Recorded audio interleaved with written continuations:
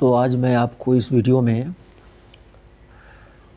Translation का चौथा part बताने चल रहा हूँ। इसमें मस्ट प्लस वर्ब का first form, must have plus verb का third form, ought plus verb का फर्स्ट फॉर्म और ought have plus verb के थर्ड फॉर्म का प्रयोग बताने चल रहा हूँ। एक बार पुनः देख लीजिए। मस्ट प्लस वर्ब का first form, must have plus verb का third form, ought plus verb का फर्स्ट फॉर्म और ought have plus verb का थर्ड फॉर्म। यानी मस्ट और आर्ट टू के बाद वर्ब का फर्स्ट फॉर्म आएगा और जब हैव लग जाएगा मस्ट हैव और आर्ट टू हैव तो इनके बाद वर्ब के थर्ड फॉर्म का प्रयोग होता है। अब सबसे पहले मैं आपको मस्ट का प्रयोग बताने चल रहा हूँ। मस्ट का अर्थ चाहिए होता है। जब किसी वाक्य के अंत में चाहिए शब्द आता है तो वहाँ मस्ट का प्रयोग करते हैं। लेकिन चाहिए के अर्थ में आपने शुड का भी प्रयोग किया है, तो मस्ट और शुड में अंतर है। मस्ट का प्रयोग ऐसे वाक्यों में किया जाता है जहाँ निश्चितता होती है, अनिवार्यता होती है, बाध्यता होती है, जो निश्चित रूप से होना है, तब मस्ट का प्रयोग करते हैं। जहाँ निश्चितता है, अनिवार्यता है, बाध्यता है। जैसे प्रत्येक व्यक्ति को सड़क के नियम का पालन करना चाहिए, ये वाक्य है। आप लोग वीडियो देखें तो कॉपी किताब भी रखें, नोट करें। प्रत्येक व्यक्ति को सड़क के नियम का पालन करना चाहिए। प्रत्येक व्यक्ति को सड़क के नियम का पालन करना चाहिए, वाक्य के अंत में है। तो सड़क के नियम का पालन करना अनिवार्य है, कानून है, हमारे लिए आवश्यक है, इसलिए यहाँ मस्ट का प्रयोग होगा। तो मस्ट का प्रयोग करते समय सबसे पहले कर्ता आएगा, उसके बाद मस्ट आएगा। मस्ट सहायक क्रिया है, मॉडल वर्ब है, और उसके बाद फिर वर्ब का फर्स्ट फॉर्म आएगा और उसके बाद ऑब्जेक्ट और शेष चीज़ें रखा जाएगा। तो हो गया everyone must obey the rules of road. Everyone must obey the rules of road. तो इस प्रकार मस्ट का प्रयोग किया जाता है। अब नीचे दिया जा रहा है कि कुछ विशेष अर्थों में मस्ट का प्रयोग करते हैं। तो पहला लिख लीजिए, अनिवार्यता या आवश्यकता। अनिवार्यता या आवश्यकता यानी obligation or necessity. Obligation OBLIGATION, obligation ROR, necessity यानी CESSITY, प्रकट करने के लिए। यानी अनिवार्यता या आवश्यकता को प्रकट करने के लिए इसका हम प्रयोग करते हैं। जैसे तुम्हें अभी अवश्य जाना चाहिए, अनिवार्य है जाना, तुम्हें अभी अवश्य जाना चाहिए। तो क्या हो जाएगा, you must go immediately. You must go immediately. हमें तुरंत निकलना चाहिए, हमें तुरंत निकलना चाहिए। तो क्या हो जाएगा, we must leave immediately. We must leave immediately. तो इस प्रकार बाध्यता या अनिवार्यता या आवश्यकता के अर्थ में इसका प्रयोग किया जाता है। अनिवार्यता में कोई क्रिया करनी ही चाहिए, अर्थात ही लगा देने पर ज़्यादा जोर दिया जाता है और ये महसूस होता है कि ये काम अनिवार्य है। जैसे तुम्हें जाना ही चाहिए, तुम्हें जाना चाहिए सामान्य बात है, और तुम्हें जाना ही चाहिए, इसमें थोड़ी अनिवार्यता या बाध्यता आ रही है। तो इस तरीके से अगर वाक्य में ही लग जाए तो वहाँ मस्ट का प्रयोग होता है।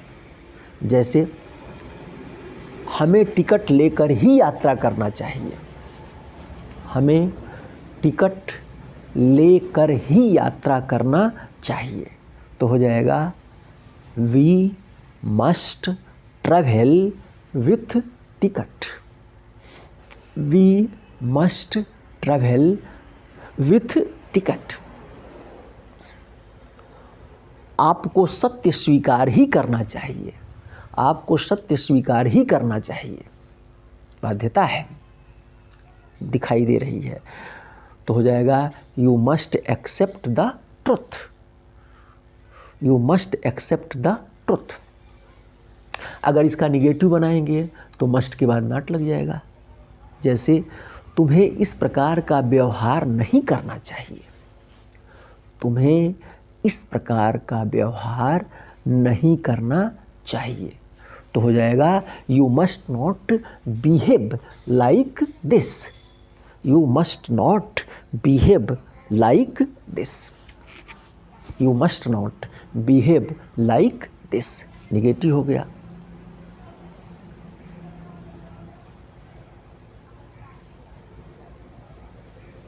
तो इस प्रकार अगर इंट्रोगेटिव रहेगा तो मस्ट बाहर आ जाएगा। फिर आगे उदाहरण आएगा।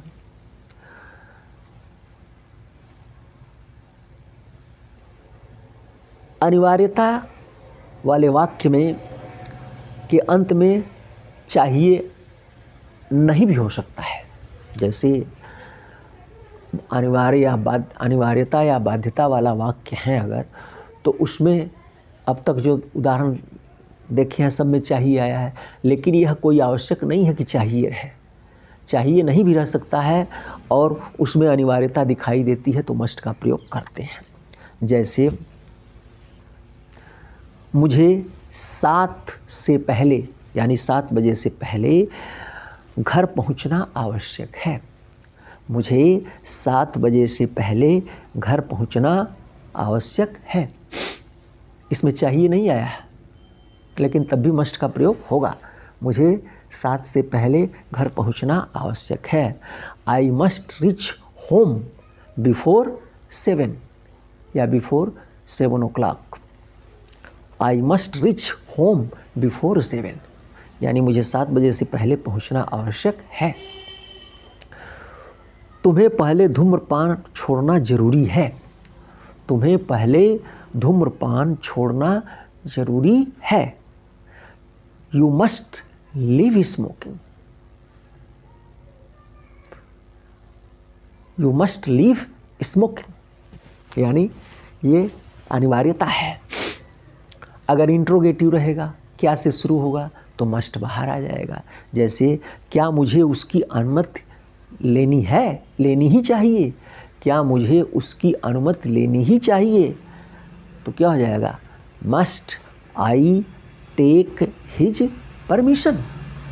Must I take his permission.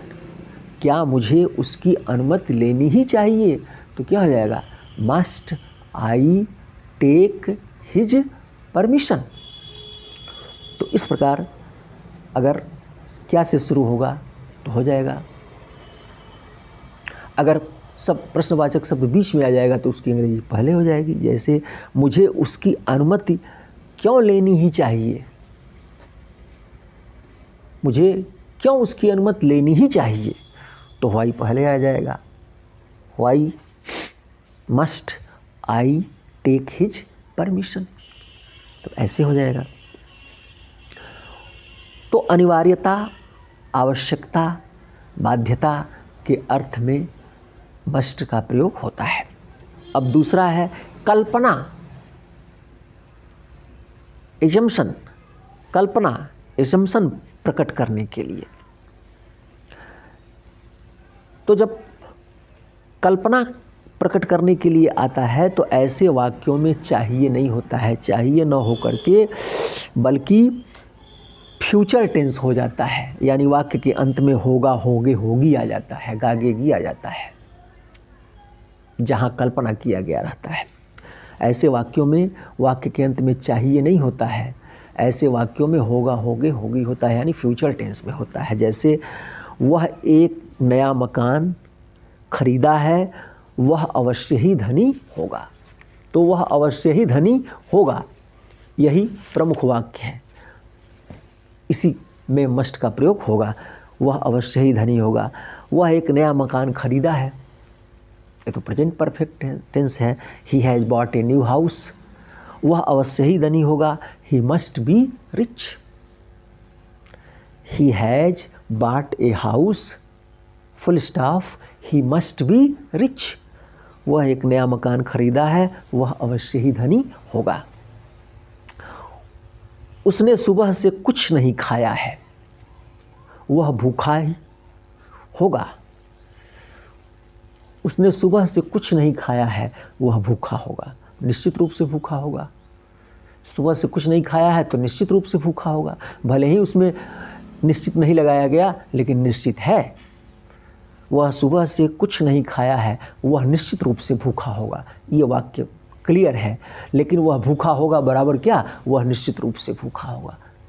सुबह से नहीं खाया है तो निश्चित भूखा होगा। तो ऐसे वाक्य हैं। तो वह सुबह से कुछ नहीं खाया है, प्रेजेंट परफेक्ट है। He has not taken anything since morning, he has not taken anything since morning, full stop. He must be hungry, वह निश्चित रूप से भूखा होगा। He must be hungry. वह बीमार ही होगा, वह नहीं आया है, इसका मतलब क्या है, वह बीमार ही होगा। He has not come here, he must be ill, he must be ill। तो इस प्रकार से हम मस्ट का प्रयोग करते हैं, इस तरह से मस्ट का प्रयोग होता है। तो आप मस्ट का प्रयोग तो मेरे ख्याल से ज़्यादा स्पष्ट समझ गए होंगे। दो चार और उदाहरण देख लीजिए। तुम्हें यह दवा नियमित रूप से लेनी चाहिए, तुम्हें यह दवा नियमित रूप से लेनी चाहिए। You must take this medicine regularly, you must take this medicine regularly. इस प्रकार होता है। तुमने पहला इनाम जीता है, तुम बहुत खुश होगे। तो you have won the first prize, you must be very happy. तो इस प्रकार से मस्ट का प्रयोग किया जाता है। अब इसके बाद मैं आपको बताने चल रहा हूँ मस्ट हैव का प्रयोग। मस्ट हैव का प्रयोग, इन्हीं सारे अर्थों और शर्तों में मस्ट हैव का भी प्रयोग होता है। लेकिन मस्ट हैव का प्रयोग तब होता है जब वाक्य के अंत में चाहिए था आता है। लिख लीजिए, मस्ट हैव के साथ पहली बात तो यह है कि मस्ट हैव का जब प्रयोग होता है तो मस्ट हैव के साथ निश्चित रूप से वर्ब का थर्ड फॉर्म आता है। मस्ट हैव प्लस वर्ब का थर्ड फॉर्म। अब मस्ट हैव का प्रयोग कहाँ करते हैं, इसकी क्या पहचान है? तो जब वाक्य के अंत में चाहिए था, चाहिए थी, चाहिए थे आता है तो मस्ट हैव का प्रयोग किया जाता है। जैसे तुम्हें यह कार्य अवश्य करना चाहिए था। अगर ये वाक्य इतना ही रहता, तुम्हें यह कार्य अवश्य करना चाहिए, तो मस्ट का प्रयोग होता। लेकिन कह रहा है कि तुम्हें यह कार्य अवश्य करना चाहिए था, आ गया। तो अब यहाँ जो है मस्ट हैव और वर्ब का थर्ड फॉर्म हो जाएगा, तो हो जाएगा you must have done this work, you must have done this work. हमें बस से ही जाना चाहिए था, हमें बस से ही जाना चाहिए था। तो अब जो है यहाँ भी वही बात है, चाहिए था आ गया है, तो क्या हो जाएगा, हमें बस से ही जाना चाहिए था। We must have travelled by बस।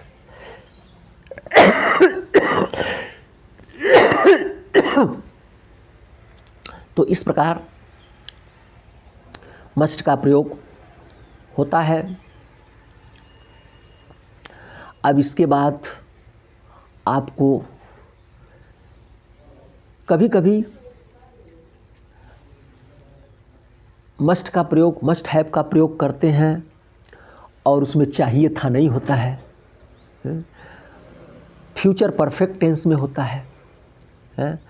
गया होगा, पढ़ा होगा, खेला होगा, हंसा होगा, गई होगी, पढ़ी होगी, खेली होगी, हंसी होगी, गाई होगी, पढ़े होंगे, गए होंगे, इस तरीके से भी होता है। तो वहाँ भी जो है हम मस्ट हैव और वर्ब के थर्ड फॉर्म का प्रयोग करते हैं। जैसे वह बाजार गया ही होगा, बाध्यता है, तो बाध्यता होने के कारण मस्ट हैव का प्रयोग किया जा रहा है। अगर सामान्य वाक्य रहता तब फ्यूचर परफेक्ट बना देते। वह बाजार गया ही होगा तो हो जाएगा he must have gone to market. और अगर इतना ही रहता वह बाजार गया होगा, तब हो जाता कि he will have gone to market. लेकिन जब गया ही होगा लगा दिया तो इसका मतलब बाध्यता थोड़ी सी हो गई, तो हो जाएगा निश्चितता का अर्थ हो गया कि वो गया ही होगा, निश्चित है। तो इस तरह से तब यहाँ मस्ट हैव गॉन का प्रयोग कर दिया गया, he must have gone to market. उसने उसे बताया ही होगा, he must have told her. उसने तुम्हारी राह देखी होगी, she must have waited for you, she must have waited for you. तो इस प्रकार यहाँ जो है मस्ट हैव का प्रयोग और वर्ब के थर्ड फॉर्म का प्रयोग इस तरह से होता है। अब यहाँ फ्यूचर परफेक्ट का भी प्रयोग कर सकते हैं, हो ही जाता है, लेकिन मस्ट हैव का प्रयोग ज़्यादा अच्छा है। अब इसके बाद मैं आपको बताने चल रहा हूँ आर्ट टू का प्रयोग। आर्ट टू प्लस वर्ब के फर्स्ट फॉर्म का प्रयोग, यानी आर्ट टू के बाद हमेशा वर्ब का फर्स्ट फॉर्म आता है। इसका भी अर्थ चाहिए होता है, शुड का भी अर्थ चाहिए, मस्ट का भी अर्थ चाहिए और आर्ट टू का भी अर्थ चाहिए होता है, लेकिन सब में थोड़ा थोड़ा अंतर है। तो इसका भी अर्थ चाहिए होता है। जब वाक्य के अंत में चाहिए आता है तो वहाँ आर्ट टू का प्रयोग करते हैं, लेकिन कैसे वाक्यों में करते हैं? तो जहाँ नैतिक कर्तव्य का बोध हो या नैतिक अनिवार्यता हो, मॉरल ड्यूटी और मॉरल ऑब्लिगेशन, इस अर्थ में आर्ट टू का प्रयोग करते हैं। नैतिक कर्तव्य बोध कराने के लिए या नैतिक अनिवार्यता के लिए आर्ट टू का प्रयोग करते हैं। यानी जहाँ हम बाध्य नहीं है, मस्ट में तो बाध्यता होती है, लेकिन आर्ट टू में बाध्यता नहीं होती है। वो नैतिक है, हमारा दायित्व है, हमें करना चाहिए। अगर हम न करें तो हम उसको करने के लिए बाध्य नहीं हैं। तो जैसे तुम्हें अपने बड़ों का सम्मान करना चाहिए। अगर आप अपने बड़ों का सम्मान नहीं करते हैं तो इसके लिए आपको दंड नहीं दिया जा सकता है। बड़ों का सम्मान करना आपकी बाध्यता नहीं है, अनिवार्यता नहीं है, लेकिन ये आपका एक नैतिक दायित्व है, ये नैतिक कर्तव्य है कि आपको अपने बड़ों का सम्मान करना चाहिए। तो यहाँ जो है आर्ट टू का प्रयोग हुआ तो क्या हो जाएगा? You are to respect your elders. You कर्ता, उसके बाद आर्ट टू क्रिया, आर्ट टू उसके बाद क्रिया का फर्स्ट फॉर्म, फिर ऑब्जेक्ट, फिर बाकी चीज़ें। तो हो जाएगा you are to respect your elders. हमें अपने पड़ोसियों की मदद करनी चाहिए। We are to help our neighbours. We are to help our neighbours. यानी बाध्यता नहीं है, हम न करें तो हमको कोई दंड नहीं मिल सकता है, लेकिन ये हमारा एक नैतिक कर्तव्य है, नैतिक दायित्व है कि हमें करना चाहिए।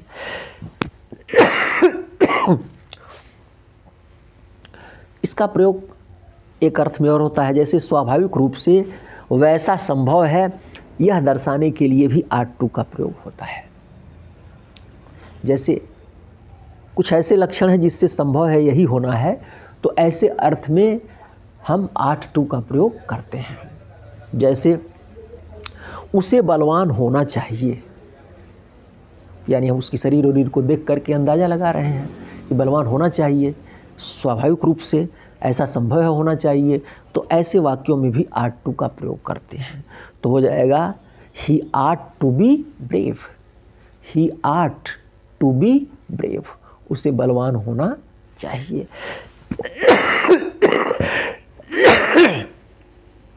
उसे थका हुआ होना चाहिए। He ought to be tired. He ought to be tired. तो इस प्रकार हम ought to का प्रयोग करते हैं। अब इसके बाद मैं आपको बता रहा हूँ ought to have plus verb का थर्ड फॉर्म। ought to के बाद have आएगा और जब have आ जाएगा तो वर्ब का थर्ड फॉर्म लगेगा, निश्चित रूप से वर्ब का थर्ड फॉर्म लगेगा। इसकी पहचान क्या है? जब ought to have का प्रयोग कहाँ होगा और वर्ब के थर्ड फॉर्म का? तो जब वाक्य के अंत में चाहिए था आ जाएगा, अर्थात जब वाक्य के अंत में चाहिए था आएगा तब ought to have और वर्ब का थर्ड फॉर्म होगा। यानी नैतिक कर्तव्य, नैतिक बोध, नैतिक दायित्व का बोध कराया जाए और उसमें चाहिए ना होकर के चाहिए था हो जाए तो वहाँ ought to have और वर्ब का थर्ड फॉर्म होता है। जैसे तुम्हें अपने बड़ों का सम्मान करना चाहिए था, तो क्या हो जाएगा? You ought to have respected your elders. You ought to have respected your elders. तुम्हें इस वृद्ध की मदद करनी चाहिए थी। तुम्हें इस वृद्ध की मदद करनी चाहिए थी, अर्थात तुम्हें इस बूढ़े व्यक्ति की मदद करनी चाहिए थी, यानी मदद नहीं किया, करना चाहिए था। तो क्या हो जाएगा? You ought to have helped this old man. You ought to have helped this man. तुम्हें उससे पूछना चाहिए था। तुम्हें उससे पूछना चाहिए था।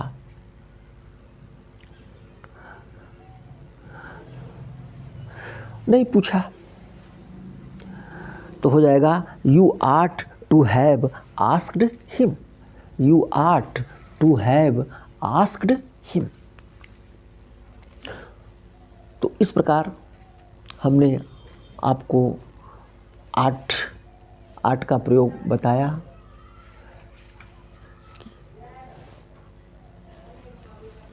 और ये ought to have का भी बताया, दोनों हो गया। तो मेरे ख्याल से आप इसको पूरी तरह से समझ लिए होंगे, कहाँ मस्ट का प्रयोग होता है, कहाँ मस्ट हैव का प्रयोग होता है, कहाँ ought का प्रयोग ought to का प्रयोग होता है, कहाँ ought to have का प्रयोग होता है। ought के बाद to ज़रूर आता है। तो इस प्रकार ये चीज़ें आपको स्पष्ट हो चुकी होंगी। तो आज की वीडियो में बस इतना ही। अब इसके बाद अगली वीडियो में फिर मैं आगे की चीज़ें बताऊंगा। बहुत बहुत धन्यवाद। आप ट्रांसलेशन के सारे वीडियो को अच्छी तरह से देखते, नोट करते चलें। ट्रांसलेशन लंबा है, चैप्टर है, सारी चीज़ें जब नोट कर लीजिएगा तो आप ट्रांसलेशन जब करेंगे तो बड़े आसानी से आप बना लेंगे, क्योंकि जो भी वाक्य रहेंगे ऐसे वाक्य आप देखे रहेंगे, बनाने में दिक्कत नहीं होगी। बहुत बहुत धन्यवाद।